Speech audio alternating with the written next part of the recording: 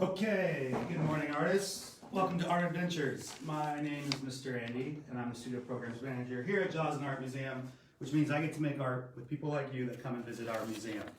Art Adventures is a drop-in art experience free for museum members that happens every Friday morning at the museum throughout the year, usually with our friend Miss Therese, who may be watching from home. In this time of COVID, though, of course, we are all doing what we can to keep each other safe by staying at home. So I'll be bringing Art Adventures to you each week so that we can make art together in the comfort of your own home. Each week, we will be inspired by a different artist or artwork from Joslyn's galleries and create our own masterpiece while learning how these artworks were made and what makes them special. For a full list of upcoming Art Adventures, including new adventures through August, please visit joslyn.org, and where you can also see the material list for each week's art adventure. If you don't have materials ready today, a recording of this video of today's adventure will be posted along with a Pinterest board about today's artists to the event page for this on Facebook, so that you can gather materials and make art when you have the time. And you can just watch me for now. On today's art adventure, we are going to take inspiration from a picture that is a favorite to many that visit the museum. Jean-Leon Gerome's painting titled The Grief of the Pasha, painted in the year 1882. Joslyn visitors are drawn to this painting to marvel at Jean-Leon Gerome's masterful use of oil paint to create a photo-like picture of this sumptuous Turkish palace full of luxurious texture and color, painted with almost no visible brushstrokes. This scene looks like a window into another space, as if you could crawl into the frame and sit down beside that sad Turkish dignitary and comfort him on the loss of his pet tiger. Jean-Leon Gerome was born in 1829 and began his formal academic studies as an artist at age 16 with an elder French painter. Under his teacher's guidance, he was able to travel to Rome to paint copies of Renaissance masterworks to better understand the mathematical approach of artists like Raphael and Botticelli. These artworks, made hundreds of years before Jean-Leon Gerome visited Italy, used science and math to create an illusion of a three-dimensional physical world on a flat surface. At age 23, Jerome entered a painting into the French Salon. He won a third-class medal, and more importantly, caught the eye of a highly regarded French critic who wrote about this painting in the French papers and made Jean-Leon Gerome famous. At the time that Jerome gained attention in Paris, the French Salon was considered the height of artistic importance. The Salon was an annual exhibition at which artists would compete for attention from critics, the visiting public, and judges that would award prizes.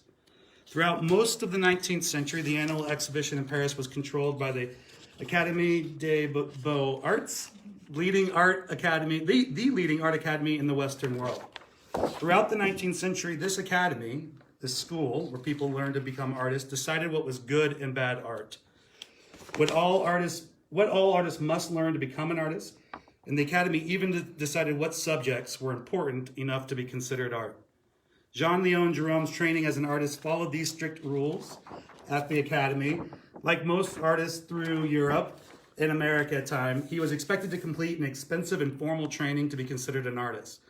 Many of the formal aspects of art that was considered to be acceptable by the Academy were the same formal aspects embraced by the Renaissance masters centuries earlier. Scientifically accurate illusions of space, subjects of religion or history, and a smooth surface with very few brushstrokes were sign of the artist's hand. In a time long before the internet and even before easily accessible printed reproductions of paintings and books, Jean-Leon Gerome and other young artists had to travel to places throughout Italy to see these 16th and 17th century paintings of the Renaissance firsthand, oftentimes setting up small canvases and easels in front of the historical paintings to create copies in order to learn how to master the academically accepted illusion of space and color. Jean-Leon Gerome, close study, attention to detail, and embrace of the century-old traditions of the Academy quickly made him a star. He painted and sold pictures of classical myths, religion, French military history. He loved to paint exotic animals, especially tigers and lions, like Jean-Leon Gerome. And he quickly received important government commissions that would lead to a fondness of travel throughout the Middle East and North Africa. These were parts of the world where at the time France held colonial presence after the fall of Napoleon Bonaparte's French Empire. Jerome quickly became fascinated by the architecture and the people of these places from far away from his home in France. He used his academic training to paint the buildings and open spaces he saw on his canvases like a camera, creating illusions of cavernous interiors full of glazed tile, carved wood, marble columns, and brightly colored knotted carpets. Just like in our picture at Joslyn, all these different textures. Scenes that were popular, these scenes like this that were popular back in France, these scenes like this were very popular back in France. The people in France were eager to see pictures of far-off places that seemed exotic and distant. Artists like Jerome and others that painted these type of pictures of the Middle East, Northern Africa, and other faraway places for white audiences back in France often paid close attention to the landscapes and the architecture and less attention to the people and cultures within these spaces. Oftentimes, the people and actions happening within these pictures were made to look like scenes happening in the age of the Bible, instead of a time that saw the construction of railroads and the Industrial Revolution. These exotic romanticisms helped to create misperceptions of the Middle East and Northern Africa throughout Europe and the world, leading people to think that these parts of the world as behind the times or even primitive when that was not at all accurate. Perhaps Jean-Leon Gerome's greatest strength as an academic artist was his ability to create believable illusions of three-dimensional space. Using his knowledge of perspective, gained through the strict academic training and careful studies of the Renaissance masters in Italy, he knew how to use converging lines and diminishing shapes to create flat pictures that looked like they extended into deep space. All academically trained artists at the time were expected to understand and accurately represent the three-dimensional world onto a flat surface, using rules of perspective, creating a picture that mimicked the way that our eyes see the world. These rules of perspective included painting objects that appear smaller as they move into the distance and approach the horizon line. Remember, the horizon line is where the earth meets the sky. And as things move from the bottom of our picture to the top, they appear smaller and smaller. The shapes that make up the three-dimensional forms become distorted depending on the artist's perspective or view of the object. Shapes are foreshortened and they start to be stretched out. So circles are stretched into ellipses or ovals. Squares might become a rhombus or diamond. Another important rule of linear perspective is that all the lines within a painting will converge at a specific point or sometimes several points depending on an artist's view. In these Renaissance paintings by Raphael and Botticelli, we can see how the lines that make up the shapes of these buildings, if these lines were to continue, they would all meet at the same point on the horizon line. We call this the vanishing point. So we can see how these lines all come together right here in the middle of this picture by Raphael. In the Grief of the Pasha, here at Joslyn, we can see how Jerome uses these converging lines, let's grab our ruler. These lines, and they all will meet at a vanishing point back in the horizon. We can also see how Jerome uses diminishing shapes to show us how objects are near and far. These two candles are most likely melting at the same rate, so we know they're the same size. But the candle in the distance is painted smaller and placed at a higher plane, higher up in the picture, to appear to show us that it's further in the distance and create an illusion of depth. We can also see how the black and white tiles on the floor become smaller and smaller as they move further away. The strict rules of painting determined by the French Academy began to crumble as artists like Paul Cézanne, and Edouard Manet, and Camille Pissarro, and many other artists started painting by their own rules. These artists were not, but there's less interest in painting a camera-like picture. The strict rules of perspective are ignored. The colors are likely don't represent what the artist saw with his eyes, and the picture is full of lots of tiny brushstrokes. These new artists with new ideas were not allowed to participate in the Paris Salon, and instead, in 1863, they had a salon of their own right next door called the Salon des Refusés, or Exhibition of Rejects. These salon rejects quickly became more popular than artists that became more popular than the artists that followed the Academy's strict rules. Jerome never changed his way of painting and continued to teach the strict academic traditions of making art. Jerome's reluctance to follow the new trend and artistic movements cost him his popularity and the financial success he had at the height of the Academy, but he is considered today to be one of the finest examples of the French academic painting style, especially his masterful interiors and renderings of it. Today, you and I are going to make an expansive painting of space of our own, inspired by Joslyn's beloved Grief of the Pasha.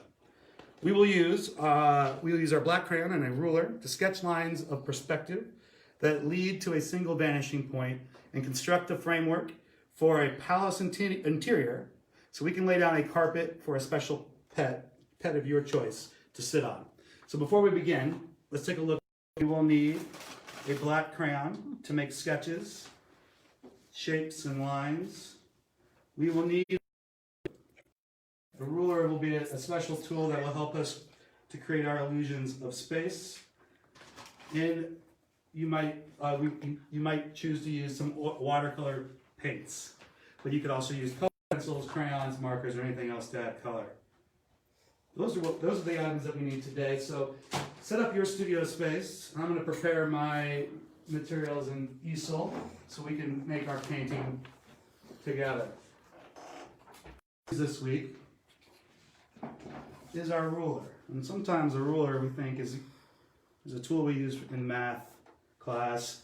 We use a tool we might use just to measure things, but we're going to use our ruler to help us create some guidelines to define our space. And we're going to create we're going to just like Jean-Leon Gerome traveled to Italy to copy the great masters of the Renaissance.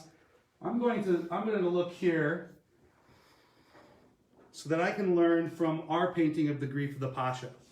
I'm going to look to see at the ways that Jean-Leon Gerome used lines, converging lines, and foreshortened shapes to create a sense of space on this flat picture. And you can do the same. Remember, as we make art together, it's a good idea to watch me as I demonstrate and then follow along when you are ready. And I'm going to begin with my black crayon and my ruler by sketching some guidelines. Now, as artists sketch, it's a way for us to figure out our ideas. So sketching is a way for us to practice our marks and decide what lines and marks we want to keep. So when we sketch, we're going to sketch very softly. The first guideline we're going to create will be our horizon line. That's the line that's where the earth meets the sky. But inside, we can't always see where the earth meets the sky. So we're going to create an interior horizon line up here at the top of our picture. I'm going to use a big giant ruler because I have a big giant piece of paper. The top of your picture, you can decide where your horizon line will be. And let's try to make this first line, this horizontal line for our horizon. We'll try to make it straight. Now here's the trick. When I'm using a ruler, you'll have a hash mark or a line on both sides of that ruler. To make sure my line is my line is extra straight, I'll line the top hash mark, the top line. I'll line those two lines up with the edge of my paper.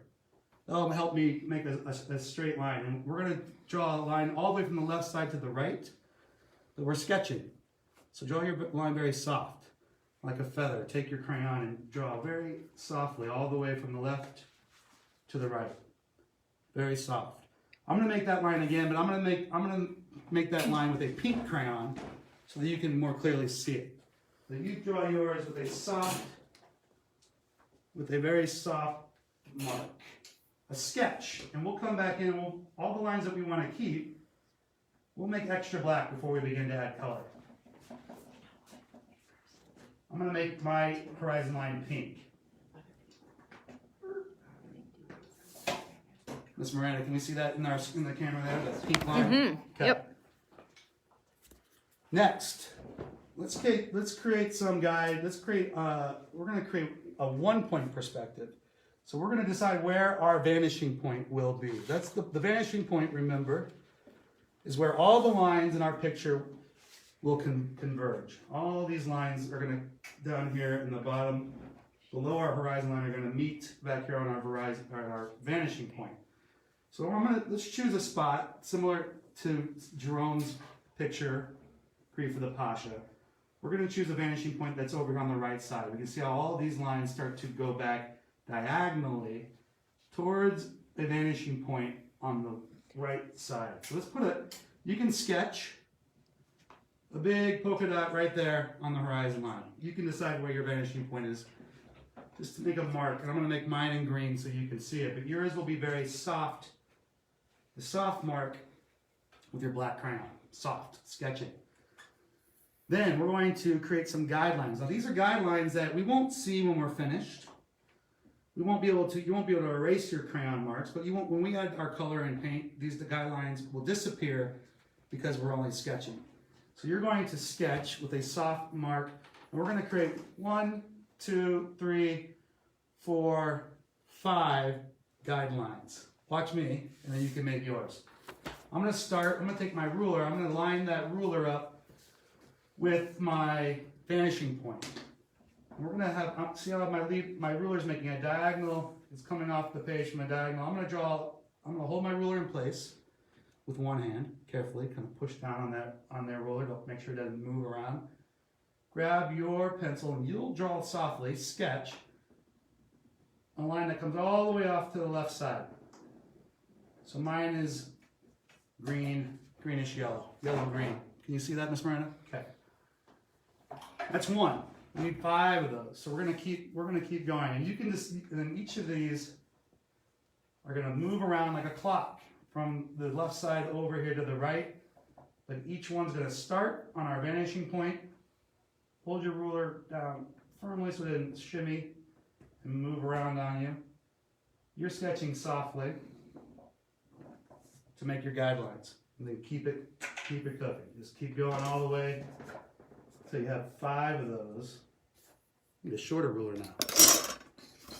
And actually, when I was making mine earlier, you might come down here, but your ruler might not reach all the way to the end of your paper, just like that. You can move your ruler down here like this to continue that line. Line it up with the line you just made. Continue that line all the way down to the bottom. That's 3. We need 5 lines, 2 more. This one's almost going to be vertical.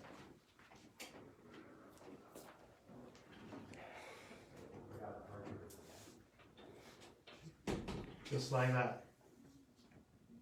And let's do one more line.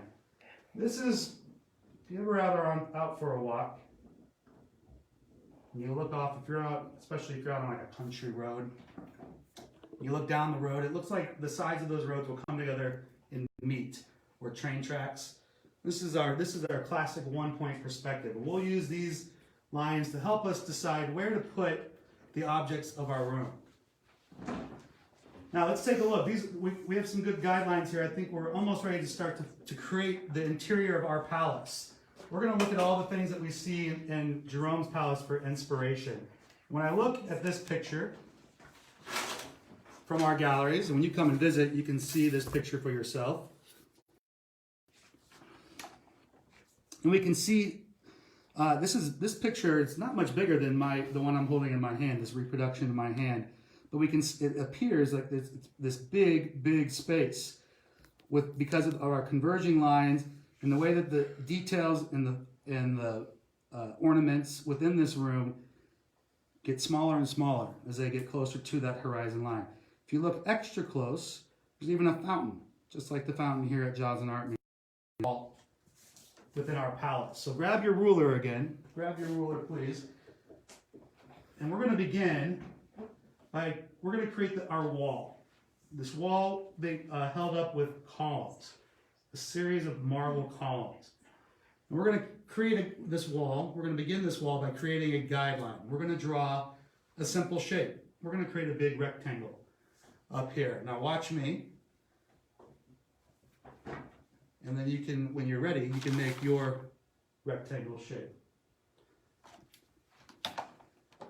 Clear rulers are hard to see when you set them down. So keep an eye on your ruler. I'm gonna draw my wall with a blue crayon. You use your black crayon, but remember we're still sketching.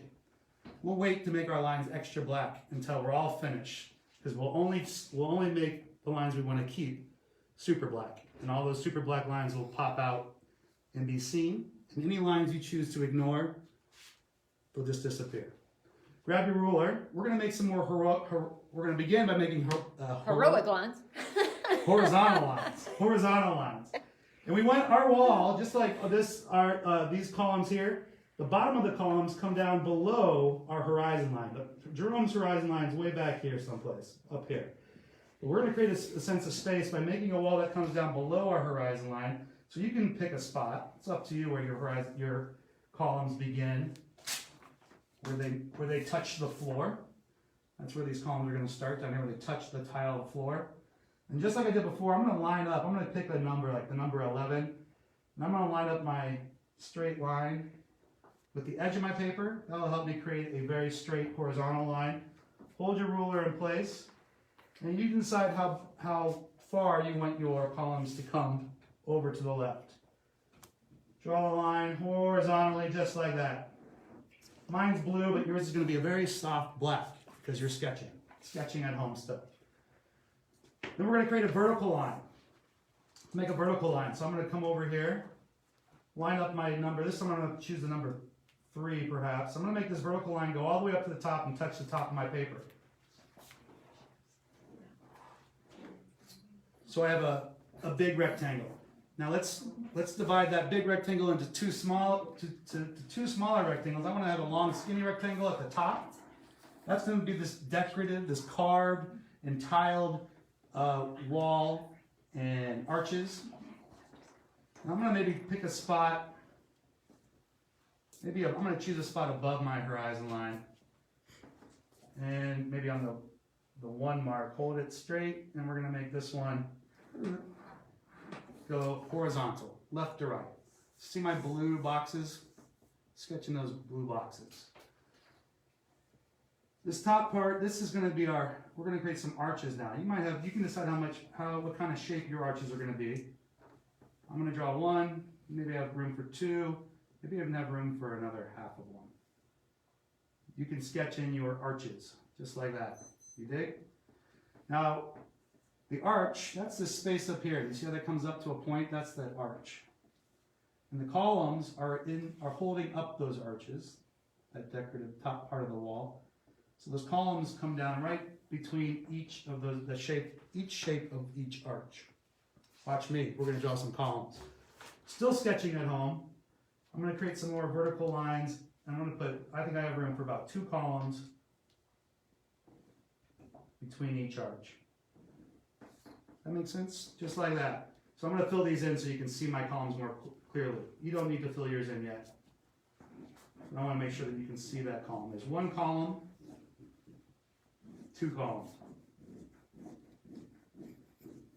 And a little space between each column. All right, keep it cooking. Let's go add some more columns between each of our arches. And already I'm starting to see my palace. And this is the palace where this is your very own palace. So you can decide how you might decorate your palace. You can think about what kind of things would you put around your rug. Our Pasha here at Joslyn has those large candles. I see a golden container over there that might be burning some incense to make that palace smell nice. I see lots of flowers. And of course our fountain in the distance. You can think about how you want to decorate your palace. We're still just sketching your columns. We'll come back in and make our details and make all of our lines extra black in just a moment. Columns in our wall, and all of this stuff is further off in the distance. Now, very important, we need a rug to put your pet on, right? So we're going to create a rug. And our rug is going to be, we're going to use our guidelines of 1 point perspective to create our rug. And our rug is going to be foreshortened. Remember, foreshortened is the word we use to describe how the shapes are distorted. They become stretched out. This rug, when we hold it up like this, is a rectangle. But when I put that rectangle towards you, it becomes foreshortened. It might appear like a rhombus. It's stretched out. The front of our rug might appear larger than the back of our rug. So we need to think about, we want to foreshorten our rug, and we're going to use our guidelines to help us create that illusion of perspective. So let's make this rug, I'm going to make this rug purple. You continue to sketch. Everyone's doing a great job sketching out there, pushing very soft with your crayons. And let's begin with our diagonal lines. You can decide which diagonal, we're going to use those diagonal lines for either side, the left and the right side of our rug. I'm going to sketch on top of my same lines we made before. Choose one, then maybe skip one, and choose another. And trace over those lines. So you know where that's going to be the left and right side of your rug. We need some more horizontal lines, right? Our perspective is all about horizontal, vertical, and diagonal lines. So I'm going to pick a spot, and I'm going to make a horizontal line that connects the left side of my rug with the right side of my rug. So that's the top of my rug. Then I'm going to come down, maybe right about, you can decide where you want your rug to, how close you want your rug to come to the bottom of your picture, in the foreground. Let's make another horizontal line from the left to the right. Hold your ruler in place. Easier done on a flat surface, right? Come in, make your right side. So now we've created our palettes. This will be our rug. This is this wall, and you can decide how you want to decorate your wall, and you can decide what kind of things you want to put around your rug. So I might begin by sketching. If I want to take inspiration from Jerome, I might sketch in a big candle holder down here at the bottom. And I'm foreshortened, so I'm sketching an ellipse. I'm going to try to sketch that cylinder shape of the candle, just like this. And I always begin by sketching, practicing those lines until I know which lines I want to keep. Any lines I'm not fond of, I ignore them. Now that candle is close, so it's big. I've sketched it kind of big. I'll draw it a little more firmly now that I've sketched it. So you can be sure that you can see it. It's big. But just like Jerome, if I want to make a candle that's further and remember this pink line is my horizon line. Anything, as we get closer to the horizon line, things need to get smaller and smaller. So back here might be another candle. And we know these candles are the same size, but I'm going to draw it as if it's smaller. And I'm placing it higher in my picture, back here towards the middle ground, to further enhance that sense, that illusion of distance, right? And you can continue, you at home can continue to add more and more details all around. Maybe you want to have a motorbike. Maybe you want to have a jukebox. You can put anything in your palace. In your palace. And then also, like Jerome, we want to think about all the decorations and textures. Up here, to help people know, we want to put all this information.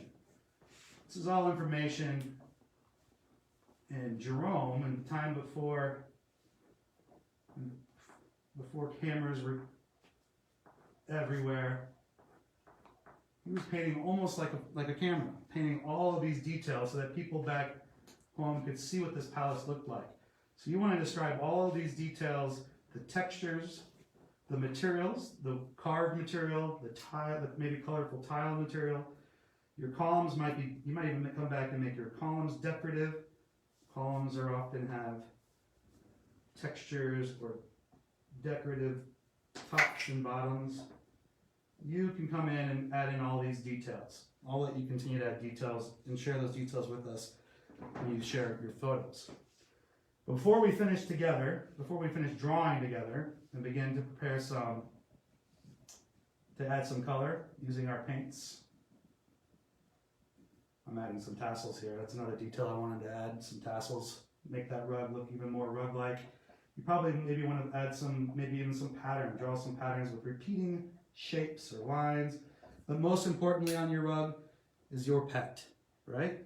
Share if you haven't already. Maybe if you have a pet in mind, an imaginary pet, maybe a pet that you live with at home, maybe a pet at a relative's, or maybe even a dream pet. Maybe you have a pet. Maybe you have a pet lizard. Some of you have lizards, I know. And maybe even think about the name. Tell us the name of your pet. And I'm going to think maybe I'm going to have an imaginary pet. What kind of imaginary pet, Miss Miranda? Skunk. I think skunks are cool. Maybe I'll get a skunk, one of those skunks, and I'll teach it not to smell. So I'm going to sketch. And when I'm drawing animals, if I don't have a skunk to look at, I often will I'll close my eyes and think about the shapes of that animal. And skunks have kind of small little oval-like heads, and a lot of animals have peanut-shaped bodies, and then skunk has a big fluffy tail, right? And my skunk's going to be a happy, alive skunk that's ready to give skunk snuggles. And I'm sketching, and I'm going to now, once I've sketched in my skunk, now is the time to come in and let's make all of the lines. I might start with my skunk sketch, and then let's make all of our lines extra. Make all those lines extra black. I want to give my skunk some texture, right? Because Jerome was a master of texture. When you come up and look at our picture, Grief of the Pasha, you can almost imagine what that tiger feels like, right? You can see just the soft orange and black fur of that tiger. So I'm going to give my skunk some texture, some lines with texture, and then continue on. Go back through all of our lines. Ignore any guidelines. Let's come back through and make all of our lines that we want to keep, all the lines that we want people to see, make those lines extra black. And because you did such a great job sketching at home, any lines you choose to ignore, any lines that you do not make black will begin to disappear. Will especially begin to recede when we begin to add our paint and color. I'm going to quickly go over my columns, and you'll start to see how even my colorful guidelines will start to be less important. And our eyeball won't notice them, and then we add our paint and color. And then important, my horizon line, I want to trace over parts of that horizon line, but I'm going to stop when I get to a column. Just trace over the parts that we could see. This is the part of my drawing of this space. If we were standing in this palace, these are all the things you'd be able to see with your eye. We're drawing just what we see. Now, if I had more time, if I wanted to bore you, I could continue to draw more and more details. I could put a tiny little doorway back here, or maybe even more arches and columns. But because they're back here on the horizon line, they're extra small. You can decide. Maybe there's even, for some reason, someone left their shopping cart full of groceries back here, and it's small too. So you can decide what's happening in your palace, and those things that are close to us down at the front will be really big, like this big basketball. You can decide what's in your picture. Things that are close to us start big and they get smaller and smaller towards that horizon line. But before we finish together, let me give you a couple quick tips on paint. Because we can use color in our paint to help us make things appear far away. If you joined us last week, we're going to use warm and cool color in the same way to make those things that are in the distance disappear. The things that are close to us come forward. Closer to us come forward. And one way to do this is to use our warm and cool colors. So I'm going to begin. I'm using my large watercolors. You probably have smaller watercolors at home, but they'll work the same way. And I might begin, and you can watch me first. I'm going to begin with this wall in my palace that's furthest away. And I'm going to paint that whole thing with a cool color. Those cool colors are the colors when you look at them, they sort of a feel, they have a sense of coolness, like a cool blue lake, or a shady green tree, or those like a purple sky. Sometimes appears blue. And right now that's so blue it looks like a sky, but we're inside this palace. So on top of that blue, I'm going to rinse my brush, and I might add just a little bit of orange. I'm going to create a brown tone. A brown, sort of a neutral color with our browns. And orange and blue are complementary colors.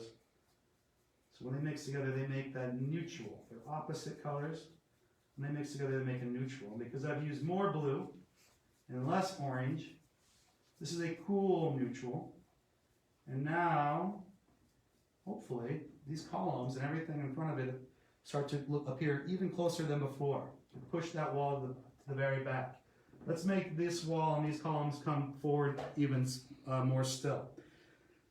This time, if we want those columns to appear closer to us, instead of beginning with a warm color, I'm going to do the opposite.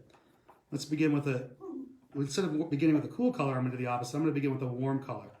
I'm going to load up with lots and lots of orange, making little tiny brush strokes with the bristles or the hairdo on that brush over and over again. And let's paint that whole thing in orange. Maybe even these columns too. Or you might have, maybe if you're here at Joslyn, these columns would be pink. I'm going to paint this all in orange. And since we're doing the opposite of what we do with that wall that's far away, this close wall, I'm going to rinse my brush. And this time I'm going to add just a little bit of blue. So we have lots of orange and a little blue. We'll create a neutral, but this neutral should be warmer than that neutral in the background, that brown color in the background. So that this warm brown comes towards us. You dig? So you guys, and you at home, you artists at home, I hope you'll continue to paint carefully. If you have a big brush, those are good for all those big shapes. And say that little brush is good for these tiny details. Continue to paint your palettes. Fill it full of luxurious details. Maybe you have all kinds of pets. A menagerie of pets. Paint and fill your palace. And I hope that you'll take a photo and share it with us by posting a picture of your perspective painting inspired by The Grief of the Pasha by Jean-Leon Gerome. Put a picture of that painting that you make onto today's Facebook page so we can see all the art choices that you made. Thanks for making art with me today. Please do share those photos and follow us for updates about all of Joslyn's Art from Afar experiences, including brand new art adventures beginning in August. Thanks for making art with us. See you next week. Adios, artists.